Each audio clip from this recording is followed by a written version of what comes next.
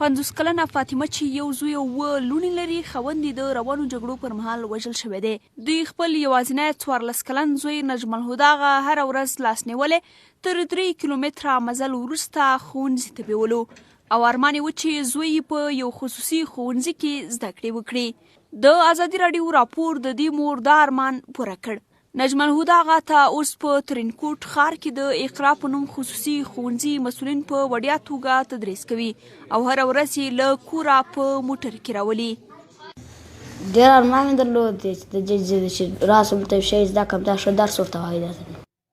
د دغه خصوصي ښوونځي مدیر وایي نجم الهدی له بااستعداده زده کوونکو څخه دی او دوی هڅه کوي چې د دې کورنۍ ستونزو ته په پام سره د زده کړو تر پایه وړیا خدمتونه ورته برابر کړي.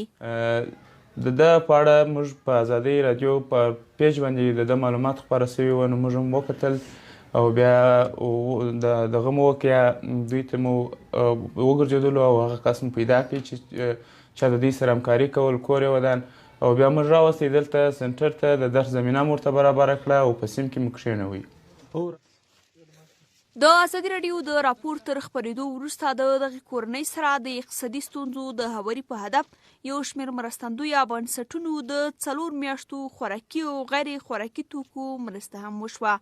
فاطمه دوی سره د شویو مرستو له امله خوشحاله ده. خلاص د کندهار سه یو ورور کومک ورسره کړي هر څه یې ورته راواستولو مې دغه ورته وویله چې ټول خرڅ مصرف و پیسو هر څه یې پر ما دي چې دی د خیره سره یا ډاکټر کېږي یا انجینر کېږي چې دا را جنجاله خلاصه هر څونه زه جنې خوشحاله یم لوی خدای دې د دوی څخه خوشحاله سي. فاطمه د احتیاجۍ دا شپې ورځې په دې هیله سبا کوي چې نجم الهدی به سبا ځوان لوی سړی او د دې لاسته امسا شي.